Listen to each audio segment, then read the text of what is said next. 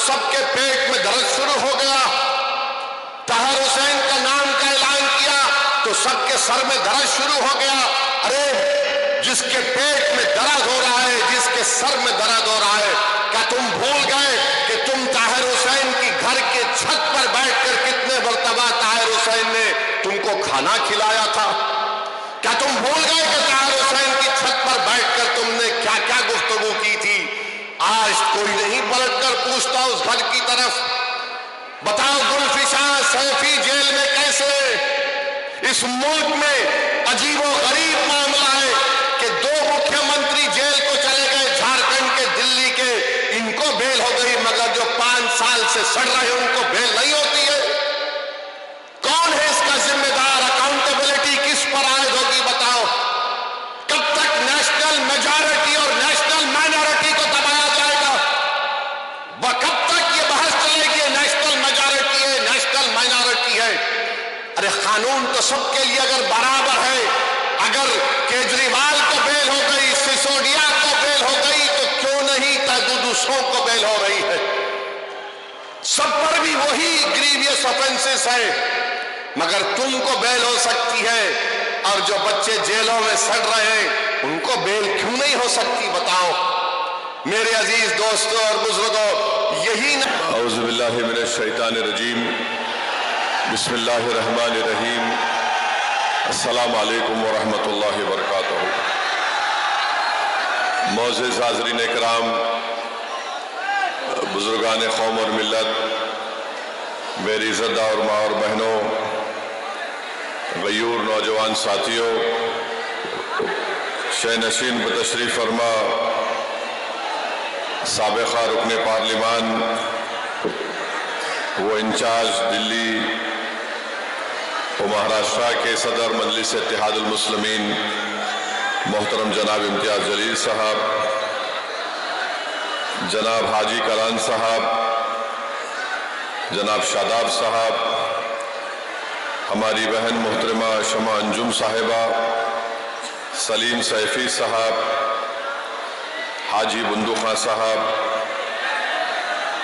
شعیب جامعی صاحب جو ہمارے دلی پردیش کے MIM پارٹی کے صدر ہیں، حاجی مہار الدین صاحب، فخر الدین انصاری صاحب، اکرام صاحب، آصف صاحب، منظر شعیب صاحب، ڈاکٹر ارشاد صاحب، اصغر انصاری صاحب، عمران خان صاحب، محترمہ سما نبی صاحبہ، عزیز دوستوں اور بزرگوں، میں آپ کے درمیان میں اس لیے آیا ہوں آپ سے گزارش کرنے کے لیے کہ مصطفی آباد ودھان سبھا کے لیے مجلس اتحاد المسلمین نے جناب طاہر حسین صاحب کو اپنا امیدوار نامزد کیا ہے۔ میری آپ تمام سے گزارش ہے کہ اس آنے والے اسمبلی کے الیکشن میں آپ تمام لوگ متحدہ طور پر اپنے کیکوٹ کا استعمال کریں اور دلی کی اس ودھان سبھا میں آپ اپنے اتحاد کی طاقت کی بنیاد پر اپنی آواز کو بھجائیں۔ میرے عزیز دوستوں اور بزرگوں، میں زیادہ دیر آپ کے درمیان میں نہیں ٹھہروں گا، چند اہم باتیں آپ سے کر یہاں سے چلے جاؤں گا۔ آج سے 3 یا 4 دن پہلے ہم نے پارلیمنٹ میں ہمارے ملک کے آئین کے 75 سال کے مکمل ہونے پر پارلیمنٹ میں ایک جشن منایا گیا، خوشی منائی گئی، اس پر بحث بھی ہوئی۔ میں آپ کو بتانا ضروری سمجھتا ہوں کہ جب ہمارے وطن عزیز کا آئین سمویدھان بن رہا تھا، اس کانسٹیٹیوئنٹ اسمبلی میں جب سمویدھان بن رہا تھا تو مولانا ابوالکلام آزاد نے اس بات کا مطالبہ کیا کہ بھارت کی سب سے بڑی اقلیت مسلمانوں کو ریزرویشن ملنا چاہیے، اور مولانا نے ان ریزرویشن کی بات کی تھی جو پارٹیشن سے پہلے مسلمانوں کو دیا گیا تھا۔ اور جب مولانا نے اس بات کا مطالبہ کیا تو سردار پٹیل نے اس وقت مسلم لیگ کے باغی ریبل لوگ تھے، جس میں عابد حسین اور ایک محترمہ تھی، ان کو سردار پٹیل نے اشارہ کر کے کہا کہ تم ان کا جواب دو، اور ان دونوں نے اٹھ کر مولانا آزاد سے کہا کہ آپ بھارت کے مسلمانوں کو آئسولیٹ کرنا چاہتے ہیں، الگ تھلگ کرنا چاہتے ہیں، ان کو مین سٹریم میں آنا چاہیے۔ مولانا آزاد نے اس وقت ایک تاریخی جملہ کہا تھا کہ یہ بھارت کی جہاں پر سمویدھان بنایا جا رہا ہے، یہ میرے لیے ایک نیا قید خانہ بن گیا۔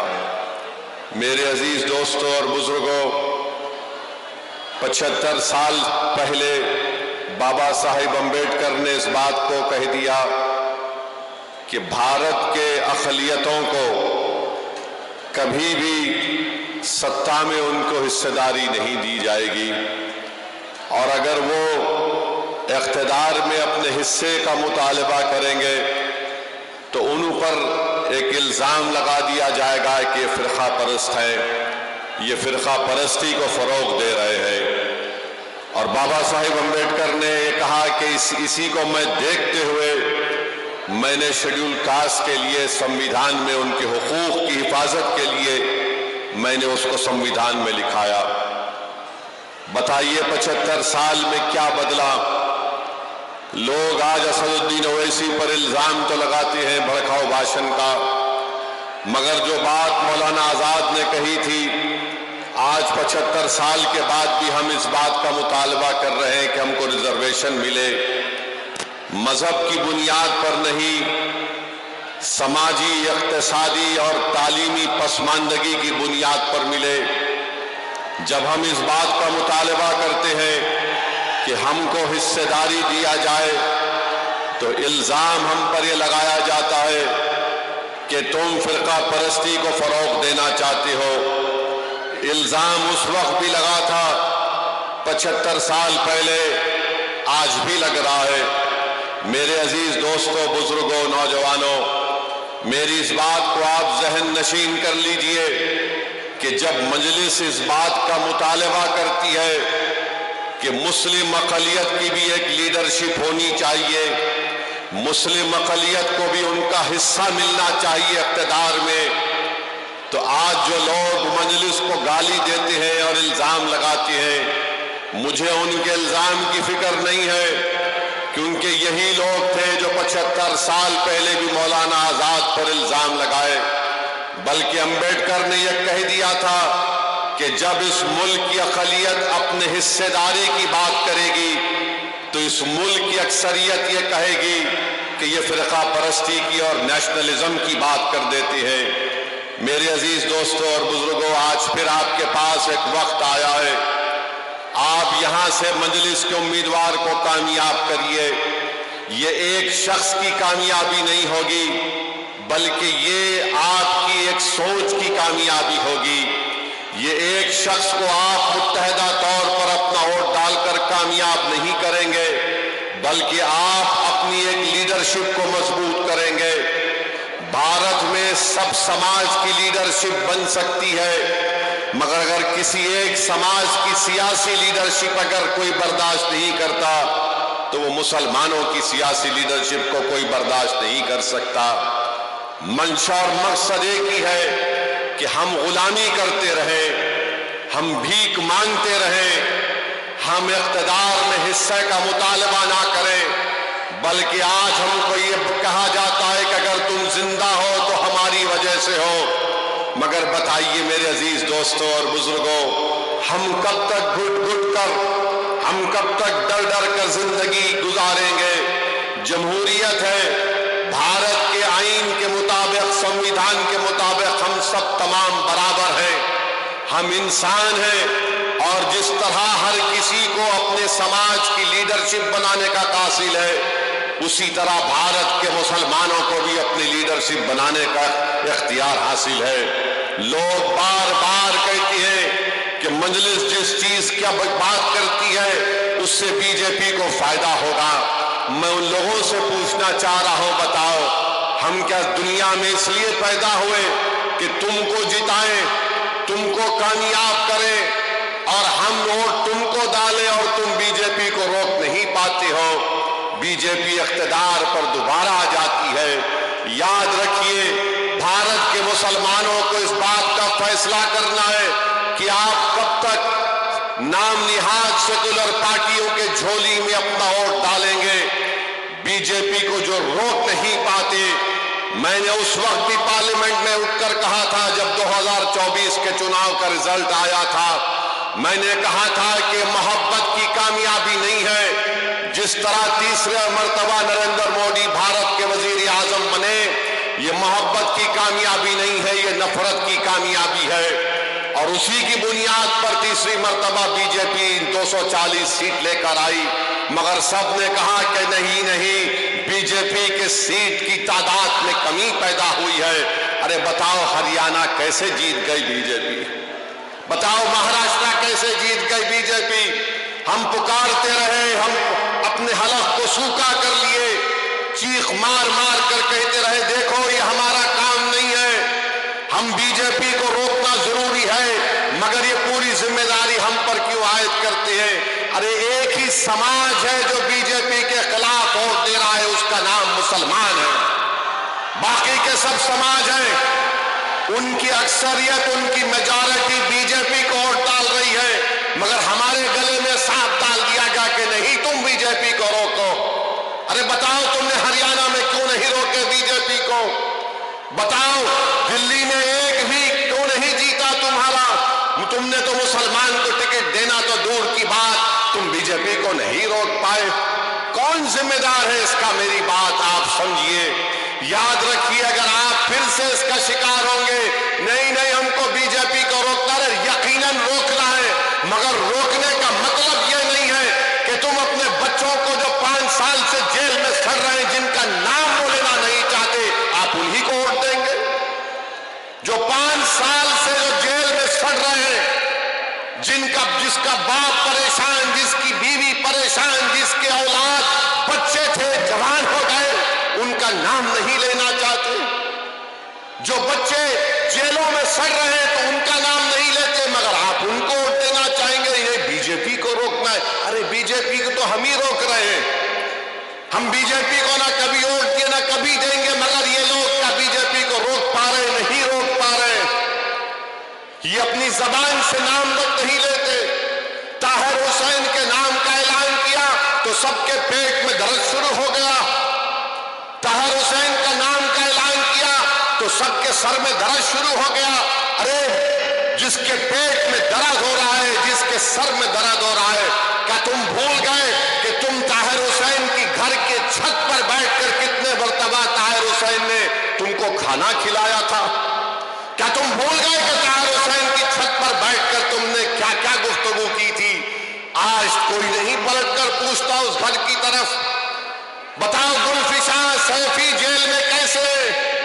اس ملک میں عجیب و غریب معاملہ ہے کہ 2 مکھیہ منتری جیل کو چلے گئے، جھارکھنڈ کے، دلی کے، ان کو بیل ہو گئی، مگر جو 5 سال سے سڑ رہے ہیں ان کو بیل نہیں ہوتی ہے۔ کون ہے اس کا ذمہ دار؟ اکاؤنٹیبلٹی کس پر عائد ہوگی؟ بتاؤ کب تک نیشنل میجارٹی اور نیشنل مائنورٹی کو دبایا جائے گا؟ کب تک یہ بحث چلے گی نیشنل میجارٹی ہے، نیشنل مائنورٹی ہے؟ ارے قانون تو سب کے لیے اگر برابر ہے، اگر کیجریوال کو بیل ہو گئی، سسوڈیا کو بیل ہو گئی، تو کیوں نہیں دوسروں کو بیل ہو رہی ہے؟